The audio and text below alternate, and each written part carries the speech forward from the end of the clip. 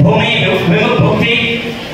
విముక్తి కొరకు సాగుతున్నటువంటి భూస్వామ్య వ్యవసాయ విప్లవోద్యమంలో అనేక ఒడిదుడుకులను ఎదుర్కొని నిర్బంధాలను ఎదుర్కొని అడుగడుగు ముందుకేస్తూ ఉద్యమాన్ని ముందుకు సాగుతున్నటువంటి ఉద్యమ ప్రజలకు ఈ యొక్క ఉద్యమ ప్రభావాన్ని ఆకర్షితులైనటువంటి ఇళ్లలు అటు వైరా కానీ మధ్య సత్తుపల్లి కానీ పూసుపంచ ప్రాంతం కానీ ఉమ్మడి నల్గొండ ఖమ్మం జిల్లా నలుమూలల నుంచి వచ్చినటువంటి కార్యకర్తలకు ముఖ్యంగా ప్రజలకు మహిళలకు మీడియా మిత్రులకు అందరికీ కూడా సభకు హాజరైన మీ అందరికీ కూడా మరొకసారి విప్లవ ధన్యవాదాలు తెలియజేస్తూ చాలా సమయమైంది, కొంతమంది పైన ఖాళీ అయ్యారు.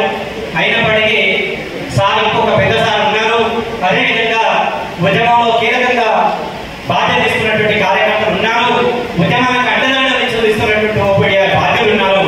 అయినప్పటికీ దాదాపు అనేక విషయాలని చాలా విషయాలని మన వాళ్ళు వివరించారు. ఇప్పటికే నేను కొద్దిసేపే ఒక 10 నిమిషాల వరకు మాట్లాడి ముగించడానికి నేను ఒక ప్రయత్నం చేస్తున్నాను. ఎందుకంటే పెద్దలు ఉన్నారు, ఇంకా మాట్లాడవలసి ఉన్నది.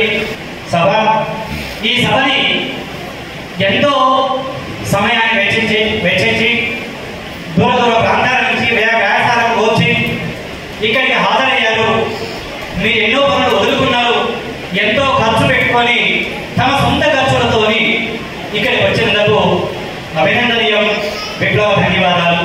ఎందుకు చెప్తున్నా అంటే ఇవాళ 1500 మంది 2000 మందితో సభ జరగాలంటే ఎన్ని లక్షల రూపాయలు ఖర్చు అవుతుందో ఇతర పార్టీల వాళ్ళకు, ఇతర సంఘాల వాళ్ళకు.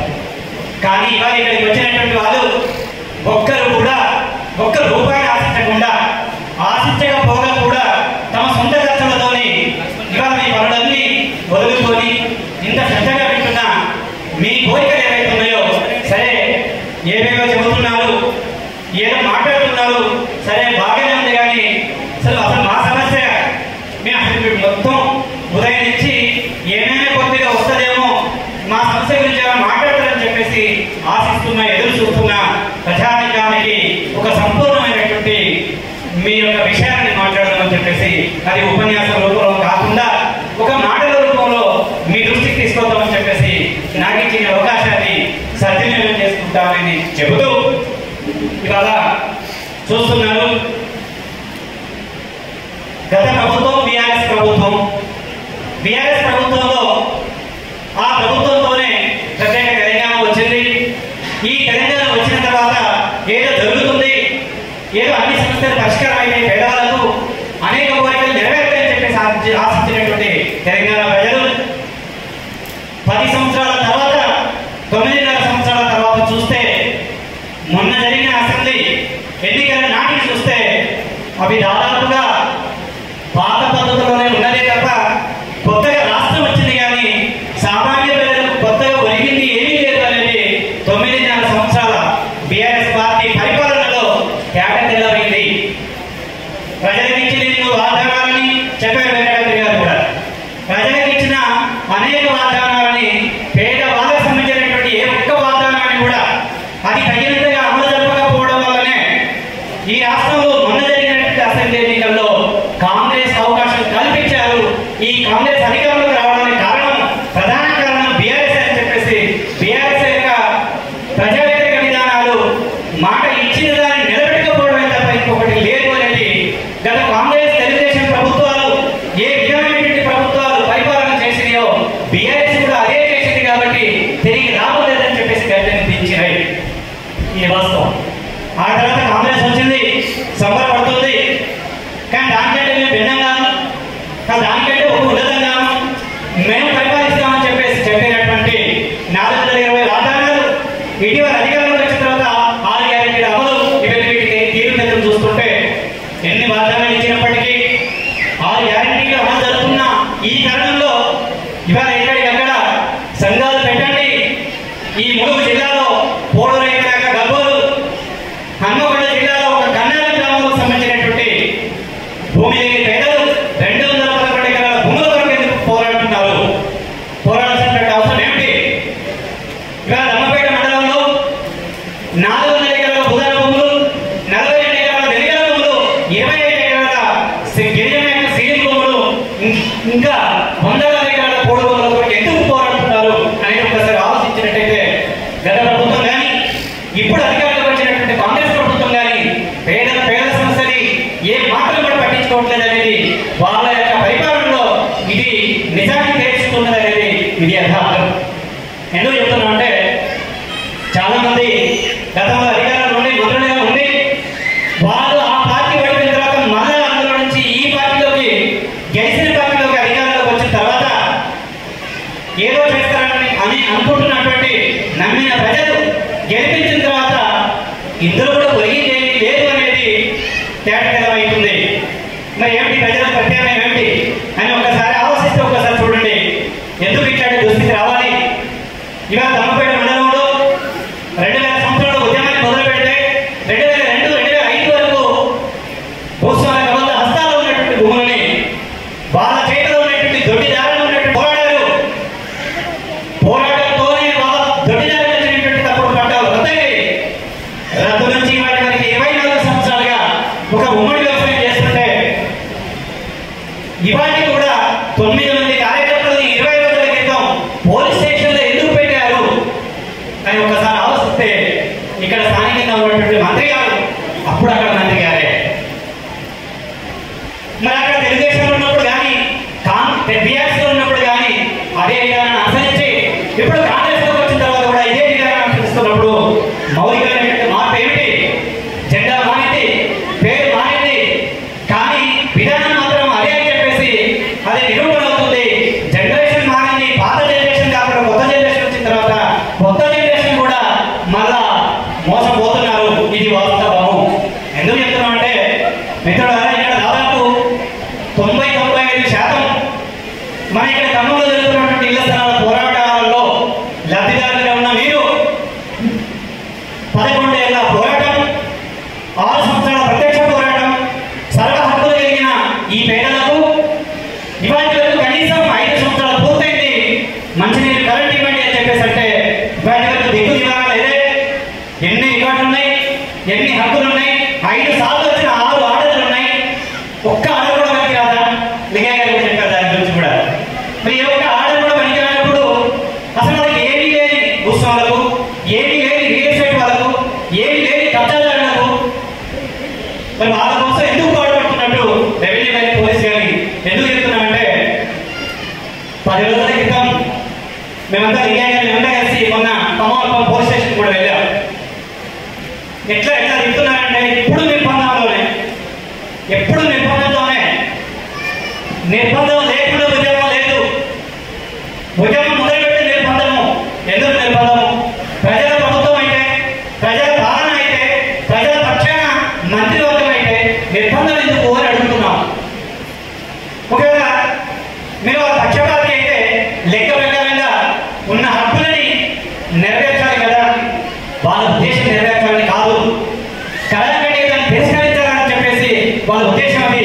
దీన్ని దృష్టిలో పెట్టుకునే అక్కడ ఉన్నటువంటి ప్రజానీకాన్ని ముప్పుది కొనబెట్టుకున్నారు, అక్రమ కేసులు పెడుతున్నారు, నిర్బంధం ప్రయోగిస్తున్నారు, కదింత కేసు, మెదింత కేసు. ఒక తప్పుడు పనికి రాని నాలుగు కూడా పనికి రానటువంటి ఏదో ఆర్డర్ వచ్చిందని చెప్పేసి పిలిపించి ఎవరైనా దానికే పోతారని చెప్పేసి నిర్బంధించి మళ్ళీ పిలిపించి కార్యాలయం సర్వేకి వస్తారు, సర్వేకి అడ్డులవుతుందని చెప్పేసి ఏ రకమైనటువంటి సమాచారం లేకుండా సర్వేకి దొంగచాటుకు వచ్చేటప్పటికి 6 కార్యకర్తలు పోలీస్ స్టేషన్లో నిర్బంధించి ఇద్దరిని తీసుకుపోయి పీడి మీద దగ్గర ఉండి నిర్బంధంగా సర్వే చేయించి ప్రజలకు తెలిసినటువంటి ఇళ్ల స్థలాలకు సంబంధించినటువంటి భూమిని సర్వే చేసి ఆ అక్రమార్కులకు కట్టుబెట్టాలంటే అక్కడ ప్రజలు వ్యతిరేకించారు, ప్రజలు తిరస్కరించారు. ఎందుకు చేస్తున్నారు ఇక్కడ మీరు అక్రమంగా? మాకు ఎలాంటి నోటీస్ లేకుండా, ఎలాంటి హక్కు లేకుండా ఇంత దౌర్జన్యమా? ఇది ప్రజాపాలన అన్నారు కదా, ఇది ప్రజల ప్రభుత్వం అన్నారు కదా. మరి మాకున్నటువంటి ఆర్డర్ ఎందుకు లేదని చెప్పేసి ప్రజలు తిరస్కరించారు. ఇది వాస్తవం కాదా? మన తెలిసిన తర్వాత మీకున్నటువంటి ఆర్డర్ ఏమిటి అని చెప్పేసి అంటే పోలీస్ స్టేషన్ తీసుకెళ్ళి మాట్లాడాల్సి వచ్చింది. మామూలుగా రికార్డు పరిశీలన రెవెన్యూ ఆఫీసులు జరుగుతుంది. ఇప్పుడే నా కళాకారులు పాట పాడారు. దోపిడీ రాజ్యం, దళారీ రాజ్యం, పోలీసు రాజ్యం, తుపాకీ రాజ్యం. రెవెన్యూ రికార్డులు తహసీల్దార్ ఆఫీసులో, ఆర్టీఓ కలెక్టర్ ఆఫీసులో పరిశీలిస్తారు మాకు తెలిసి. కానీ రెవెన్యూ ఎంఆర్ఓ వచ్చి, మండల మేజిస్ట్రేట్ వచ్చి పోలీస్ స్టేషన్లో పరిశీలన చేశారు. అంటే ఏంటి? ఓ పక్క బెత్తం పెట్టి ప్రజలలో ఈ పొగలుతుంది చెప్పి చేయండి అని చెప్పేసి గంట పట్టించి పోలీస్ స్టేషన్లో రికార్డు పరిశీలన చేస్తే ప్రజాస్వామ్య హక్కుల పరిరక్షణ సంస్థ గ్రామీణ పేదల సంఘం ఒక కట్టిగా చూసుకుని పోతుంటే ఓపెన్ $1 ఉద్యమానికి రక్షణ ఉంది. ఇది కుదరదు, మీరు ఆగండి సార్.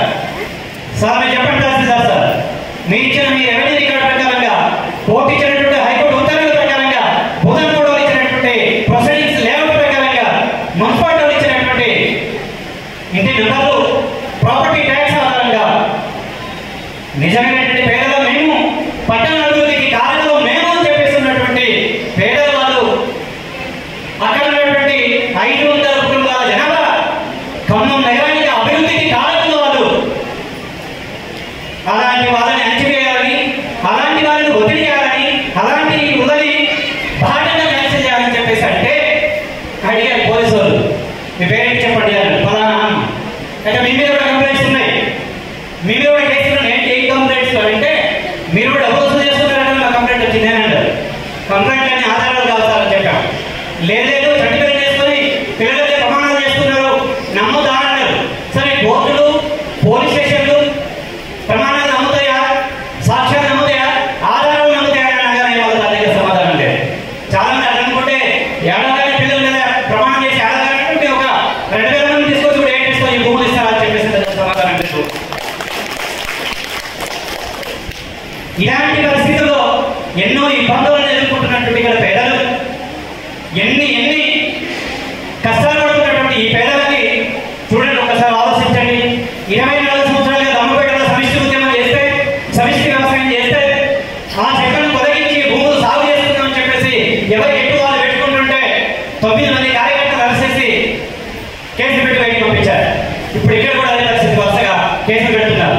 కానీ ఇక్కడ ప్రజలు ఎంత చైతన్యవంతులు, ఎంత పోరాట బిడ్డలు, ఎన్ని కేసులు పెట్టు, ఎన్నిసార్లు స్టేషన్ తీసుకొచ్చాయి, ఎన్నిసార్లు జైలు పెట్టు, ఎన్ని సంవత్సరాలను కోర్టులు తిప్పు, పోరాటమే ఏకైక మార్గం తప్ప ఇంకొకటి లేదు.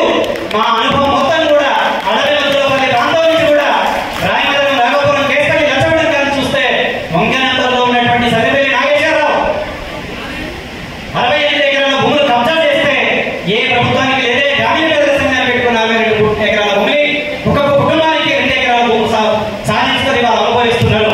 400 ఎకరాల భూముల పరిస్థితి అదే. ఇవాళ కన్యాకుమారి వెంకటాద్రి గారు చెప్పినట్టుగా 211 ఎకరాల భూములు కూడా పోరాడుకుంటూనే వచ్చినాయి తప్ప ఇంకొకటి లేదు. ఇవాళ చట్టాలు ఎక్కడ కూడా చూడండి, పోరాడుకుంటే భూములు వస్తున్నాయి, లేకపోతే లేదు.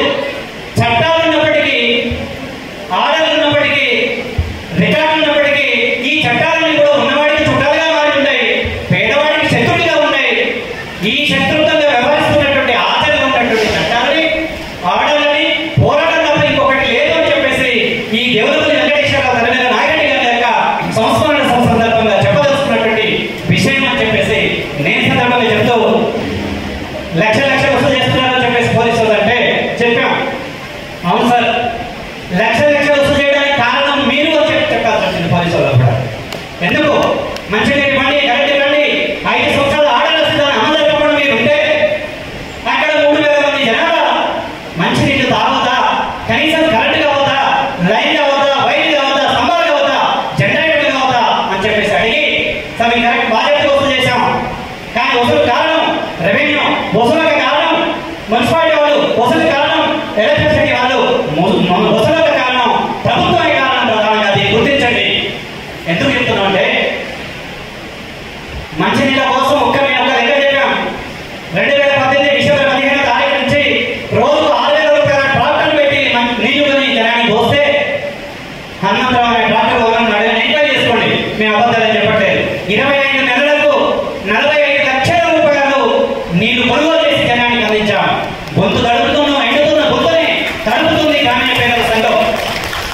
చీకటి మయంలో గర్భిణీ స్త్రీలు, బాలికలు, వృద్ధులు, అనేక మంది పేషెంట్లు అనారోగ్యంతో ఉంటున్నటువంటి పరిస్థితుల్లో ఇంటి ఎక్కడెక్కడైనా నెట్టిపోతున్నటువంటి అక్కడ పేదలకు ఏ ప్రభుత్వం కూడా పట్టించుకోకపోతే పార్టీ తర్వాత పుట్టే భూమి ముందే పుట్టింది. భూగోళం పుట్టుకతోనే ఆ భూమి అక్కడ ఉన్నది. ఈ భూగోళం పుట్టుకతోనే పార్టీల కంటే ముందు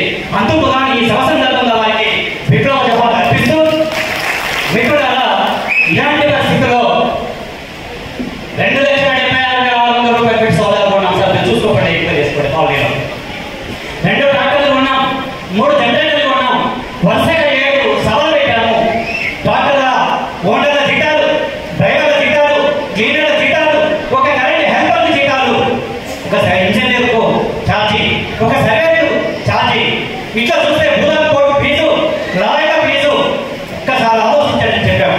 తీసుకోండి లెక్కలు అని చెప్పేసి నీ లెక్కలు చేతులు పట్టుకున్నానంటే ఈ లెక్కలు అన్ని కూడా అంటే మేము కలెక్టర్ గారికి ఇస్తాం, ఎస్సీ ఎస్టీ కమిషనర్ ఉన్నాం, సిపి గారికి రేవంత్ రెడ్డి గారికి కూడా ఇద్దామని చెప్పేసి పేపర్ చిట్టా పట్టుకున్నాం. మేము బాధ్యత వసూలు చేస్తున్నాం. ఎందుకు వసూలు చేస్తున్నాం అంటే వసూలుకు కారణం మీరు అని చెప్పేసి బాధ్యత చెప్పాల్సి వచ్చింది.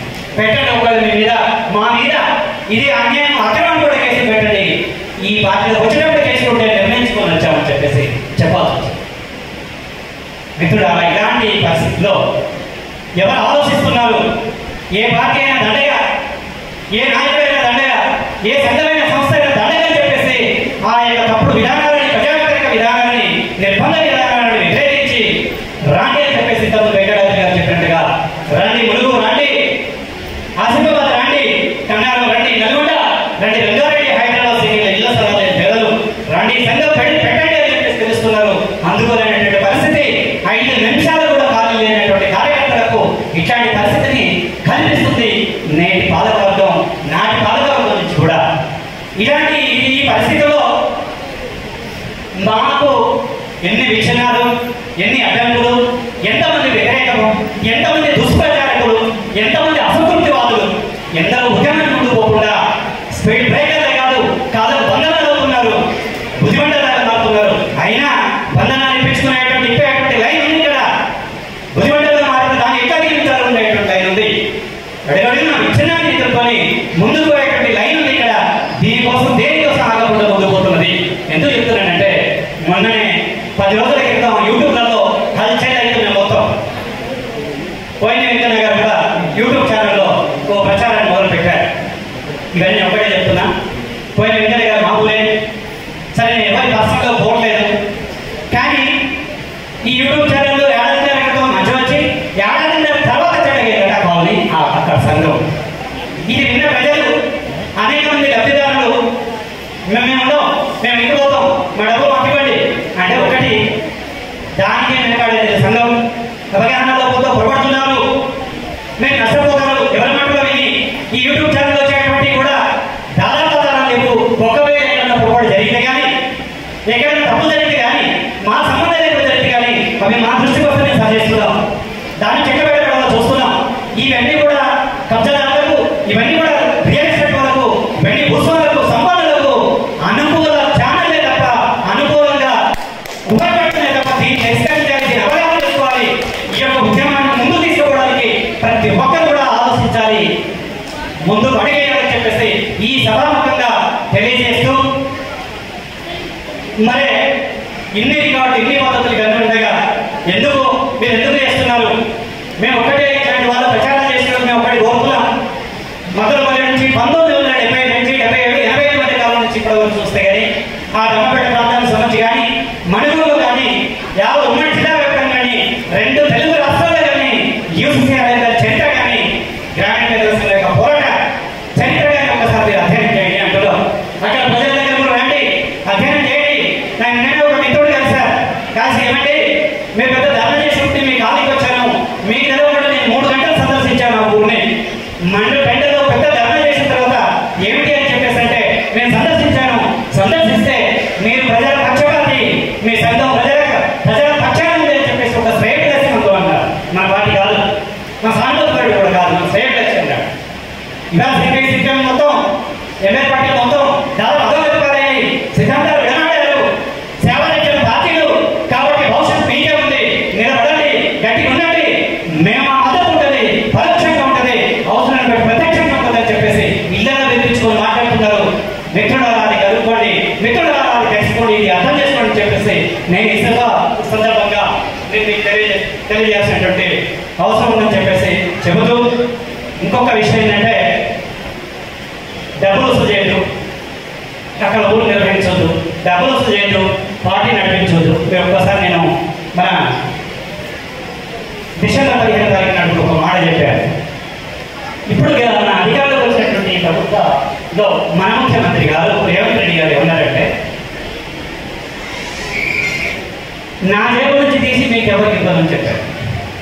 రాజశేఖర రెడ్డి గారు ఉన్నప్పుడు మాకు ఇచ్చింది ఆయన జేబు నుంచి, కేసీఆర్ గారు ఉన్నప్పుడు ఇచ్చిందా మా జేబు నుంచి? మరి నేను మాత్రం ఎట్లా ఇస్తా? మీ జేబు నుంచే తీసి పన్నుల రూపంలో ఇతర రూపంలో వసూలు చేసేసి మళ్ళీ మీకే పెట్టారు తప్ప నా దగ్గర నేను తీయదు అని చెప్పారు. కరెక్ట్ చెప్పారు. మరి మనం చేసేది ఏమిటి?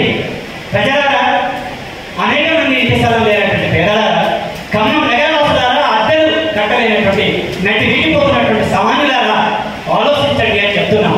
మీరు పైసా పోగేసుకొని ఎన్నో కష్టాలు పడి ఇవి ఇక్కడ నిర్మించుకుంటుంటే వ్యతిరేకులు పుట్టదారులు పుట్టపూరితంగా శత్రుపూరితంగా ఎట్లా దెబ్బతీయాలా, ఎట్లా కేవలం ముందు పోకూడదు చూస్తుంటే కమ్యూనిస్ట్ పార్టీలు, ఎన్జెడ్ పార్టీలు పీడిత దాడిత ప్రజల కోసం, ఒక భూమి భక్తి విముక్తి కోసం సాగుతున్న పోరాటంలో మేము ప్రభుత్వం చెప్తున్నటువంటి వారు కూడా కళ్ళప్పొచ్చి చూస్తున్నారు, నెమ్మది నీటినట్టు చూస్తున్నారు. ఇది తప్పని కూడా కనీసం గణించకుండా చూస్తున్నారు.